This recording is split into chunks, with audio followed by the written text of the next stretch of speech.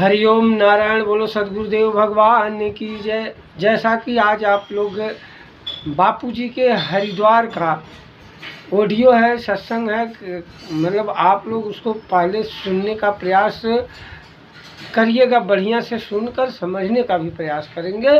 लेकिन मैं आज ईश्वर की ओर चैनल, 20 चैनल और जो भी बापूजी के आश्रम में लीगल या मेडिकल टीम है, मैं बड़ा आश्चर्य में पड़ जाता हूँ कि जब तक बापूजी जेल से बाहर थे तब तक सत्संग में, प्रति सत्संग में हमको निंदा किसी की हम किसी से भूल कर भी ना करें, ईर्ष्या कभी भी हम किसी से भूल कर भी ना करें। बापू तो हर सत्संग में ये सिखाए, लेकिन आज यही आश्रम, आज यही लीगल टीम, आज यही ईश्वर की चैनल और आज जो है 20 का चैनल और देखिए तो क्या क्या मैं वो शब्द मेरे मुंह से निकल नहीं सकता। इतने गंदे गंदे शब्द, इतना ईर्ष्या, इतना जो है जेलसी, इतनी निंदा। आप बताइए, आप मैं किसका तुलना दूं? मैं जो कि हमारा पूजनीय धर्म स्थल बापूजी की तपस्थली है, आप उनके नाम पर आज जैसे जैसे आप लोग बोल रहे हो, मैं तो कहूँगा हे प्रभु, आप लोग के चरण बंदन में करूँगा। आप लोग एकजुट होने का कोई उपाय आपके पास नहीं है। बापूजी 7 करोड़ शिष्यों को जोड़े। बापूजी अगर हम लोगों की इतनी कमियां थी कि अगर हमारी कमी देखते तो हम कभी बापू के आश्रम तक हमारा जाने लायक कर्म नहीं था, लेकिन बापूजी ने सब कर्म, हमारे कुकर्म लेकर आज वो जेल में हैं। तो आप जेल में ले जा कर के आप यह चाह रहे हो कि हम निंदा करें? जो बापू के लिए बोले, अरे होना तो चाहिए, जो बापू के लिए बोले उसके लिए तुम्हें आरती करना चाहिए उसका। आज भारत में सबको बापू को, जो बापू के खिलाफ जा रहे हैं उनके लिए आप लोग यूट्यूब चैनल वाले, चाहे जो आप उनकी आरती उतारते, वाह क्या बात है। आप लोगों ने पैसे के लिए कि वो ठग लेगा, अरे दारूबाज इतने दारू पी कर मर रहे हैं, उसके लिए कभी बोले? बापू तो हम लोगों से दारू छुड़वाए। बापूजी पैसे के लिए तुम लोग इतने हद तक गिर सकते हो, इतने नीचे तक जा सकते हो कि अब उसका कोई जवाब नहीं है। सारे सत्संग को ताक पर धर दिया आप लोगों ने पैसा के पीछे। तो आप ऐसा ना करिए, आप सावधान होइए।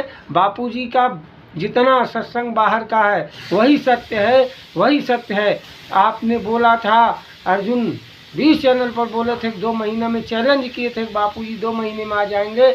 वही बात बापूजी से अंदर से बोलवाए कि बापूजी 2 महीने में, बापूजी भी बोले कि मैं 2 महीने में आ रहा हूँ। तो ये कहाँ गई तुम्हारी सत्य की बाड़ी? आज सत्य की बाड़ी अगर बापूजी, इसलिए बापूजी की जेल की कोई भी बाड़ी सत्य नहीं होगी। कारण है कि उसमें अर्जुन चंडाल चौकड़ी का पूरा हाथ है। अब भी अगर साधक नहीं समझे, जो राजनीति गंदी बताते हैं, सबसे बड़ा राजनीतिकरण आश्रम बन चुका है। तो इसलिए जो उच्च शीर्ष पर बैठे हैं, जो हड़पने का संकल्प लिए हैं, आइए आपकी मति गति सही हो जाए। और मति गति नहीं सही होगी तो आपके 21 पीढ़ियाँ जो है नरक में जाएंगी। आप प्रत्यक्ष भी नरक में जाएंगे, कुछ पुण्य होगा। जैसे कि आज रावण कौन है? भस्मासुर बन के आया है, बापू राम है। ये अंतिम गत्व आप देखेंगे कि रावण का नाश होगा और बापू की जय जयकार होगी। आप लोग समझिए और साधक भाई बंदरी सेना एकजुट होने का प्रयास करिए। हरिओम नारायण बोलो सदगुरुदेव भगवान की जय। तो मैं तो सावधानी रखता हूँ सब जगह, भक्तों के श्रद्धा का दुरुपयोग ना। तो मैंने उसको बुला के डांटा कि ऐसा क्यों करता है, काम धंधा कर, हक के खाओ। बापू के नजीक आकर कई लोग ऐसे होते, कई वकील भी ऐसे बन गए। बापू का वकील, बापू के आश्रम का हूँ, मैं सेवा करता हूँ, ऐसे दूसरे असीलों को फंसाने के लिए। कई डॉक्टर, कई लोग समिति में भी आ जाते हैं, बीमा के एजेंट होते हैं, लेकिन वो समिति में घुस जाते हैं। फुलहार पहरा दिया, फोटो निकलवा दिया, फिर दूसरे साधकों को फंसाते। कई लोग ऐसे मेंबर बनाते, इतना मेंबर बनो तो इतना इतना महीने में आपको मिलता रहेगा, लेकिन वो मेंबर बनोगे फिर आप 2 मेंबर बनाओ, उसका कमीशन आपको मिलेगा। ये फ्रॉड कंपनियां होती, बोगस कंपनियां 5 साल 15 साल चली, करोड़ों रुपए लेके तख्ता पलट कर देते, कानूनी ढंग से पकड़ में भी नहीं आवे। ऐसे मेंबर बनती, कई छोरियां ऐसे फंसी, कई छोरे फंसे, कई आदमी फंसे। अरे बोले साधक ने बोला था, साधक नहीं हो तो बदमाश है, लोभी है। लोभ आ गया तो साधक काहे का बना। तो ऐसा नहीं कि आश्रम में आ गए तो कोई बस दूध के धुले हुए। बापू के पास मनुष्य बनाने की कोई फैक्ट्री नहीं है, समाज में से ही आते हैं। आश्रम में आते जाते हैं तो दोस्ती किया और पार्टनरशिप किया और उसके पैसे हड़प करके बैठ गया। ऐसे भी कई लोग होते हैं। इसीलिए ऐसा कभी नहीं करना कि बापू के शिष्य हैं, बापू के साधक हैं, आश्रम में आते हैं इसलिए अच्छे ही होंगे। अपनी सूझबूझ से काम करो, अपनी अक्ल होशियारी से।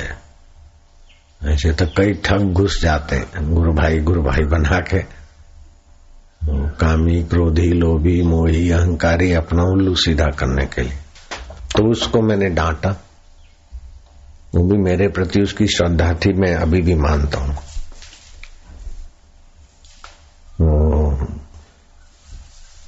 खूब प्रेम से देखता था हो भाव से, लेकिन फिर अंदर अंदर ऐसी हेरा फेरी, तो मैंने उसको डांटा। ऐसा काहे को करता है, अपना काम धंधा कर। क्या काम करेगा? बोले मुझे 5,000 रुपया दिला दो, मैं मेणबत्ती का धंधा करूंगा। मैं क्या 5 नहीं, आश्रम वालों को कहा, मैं क्या 6,000 दे दो इसको। मेणबत्ती का धंधा करना 5,000 में होता तो मैं क्या 6 ले जा। फिर महीना 2 महीने के बाद पूछा कैसा धंधा बंदा कमाता है, रोजी रोटी। बोले पैसा मेणबत्ती का कैसा? बोले मेणबत्ती भी खत्म, पैसा भी खत्म हो गया। अब मैंने डांटा, आराम का खाने की आदत है, इसीलिए तो धंधे में ध्यान नहीं दिया या सफल नहीं होता है। ऐसा अच्छी तरह से डांटा। तो फिर उसने ठान लिया कि बापू को भी दिखा दूंगा मैं क्या हूं। राजगोपालाचार्य का सहयोग लेके किसी फर्म में मैनेजर था, उस फर्म को बंद करवा दिया। तो फिर वो मेरे पीछे लगा, क्या क्या साजिशें की, क्या क्या कुछ किया। लंबी कहानी है। वो उसको कचरा पट्टी को सुबह सुबह काय को गटर के ढक्कन को खोलना, बहुत कुप्रचार खूब अच्छी तरह से करवाया।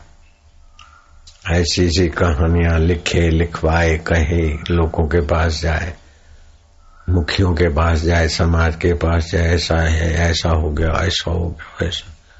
वो उसकी पत्नी रोए, ऐसा ऐसा, कितना गंदा गंदा कल्पनाओं करके तो पूरा समाज खड़ा कर दिया विरोध में।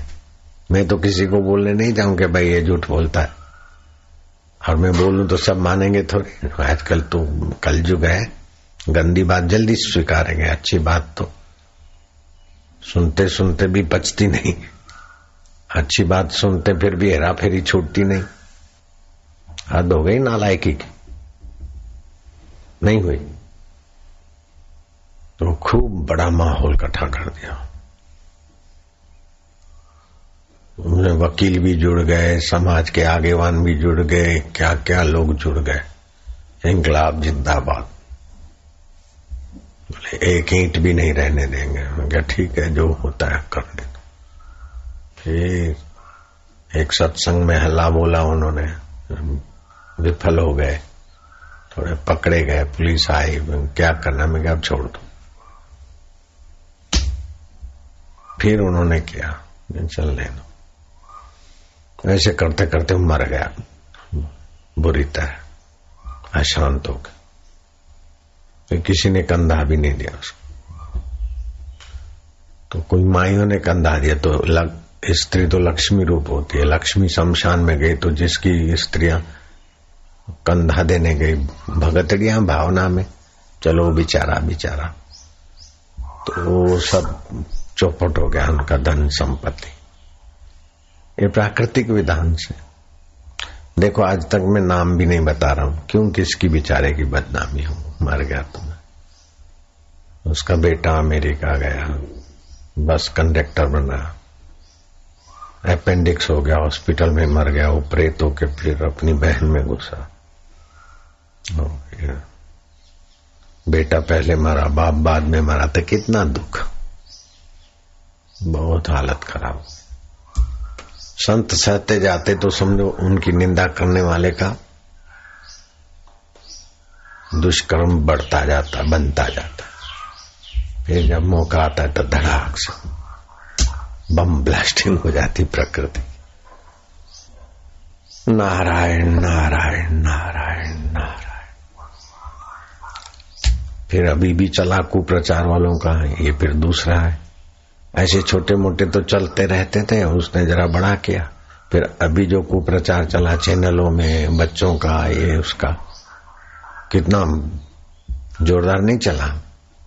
फिर वो कुप्रचार में जो भी थे, अभी कोई जेल में चला गया उनके कर्मों से, किसी का कुछ हो गया, किसी का एक्सीडेंट हो गया, कोई 42 साल में क्या कुछ हुआ। चैनल चलाता था कुप्रचार में, चैनल में आगेवानी था, मर गया। झटके लगे तो दूसरे थोड़े चुप हो गए। फिर भी कभी कभी पैसे मिलते हैं विदेशी ताकतों के द्वारा, तो कभी कोई कर लेते हैं कोशिश। तो इतने सारे भयंकर उपद्रव होते हैं, फिर भी तुमने कभी देखा सुना कि बापूजी दुखी हैं, चिंतित हैं, भयभीत हैं? ये है ज्ञान की महिमा, ये है ईश्वरत्व के प्राप्ति की महिमा। आप दुखी नहीं होना, मैं दुखी नहीं हूँ, और मेरे को कोई पीड़ा छू नहीं सकती। पीड़ा शरीर तक पहुंचती है, और पीड़ा और अनुकूलता शरीर तक आती जाती है। हम है अपने आप हर परिस्थिति के बाद। तुम भी याद रखो, जीना सीखना है तो बापू के जीवन से सीख ले।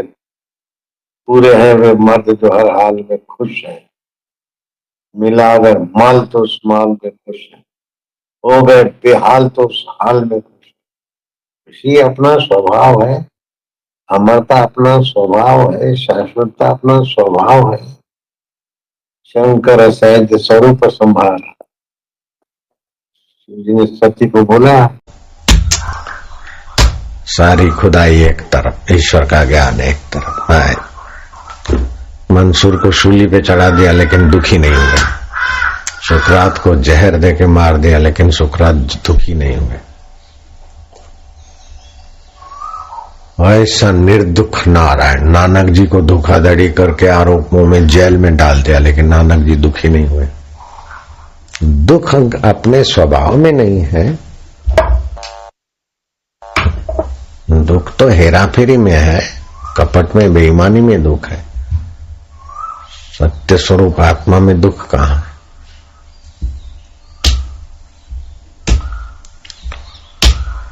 उस आत्मदेव को पा लेना चाहिए। डॉलर क्या पाया? कई डॉलर पाते, $40,000 क्या होता है? 2-2 लाख डॉलर की सैलरी वाले लोग हैं, फिर भी दुखी होकर मर जाते। और नॉर्म है कनाडा का, नासा जगत में विज्ञानी था मेरा शिष्य, शक्तिपात किया, एक्सपीरियंस हुए, साल में 2-2, 3-3 बार आता था। अभी बहुत बुढ़ा हो गया, कनाडा में रहता है, नॉर्म जानते तुम? अभी एकदम बूढ़ा हो गया। तो क्या कितनी सैलरी मिलती उनको? तो फिर आखिर क्या?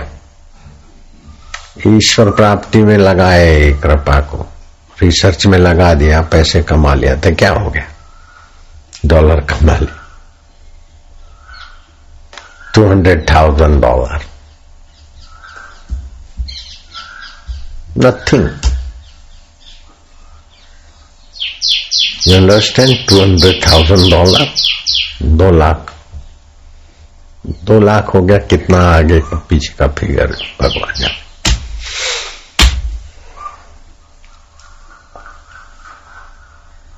$10 लाख मिल जाए, $1 million, आफ्टर देन $2 million.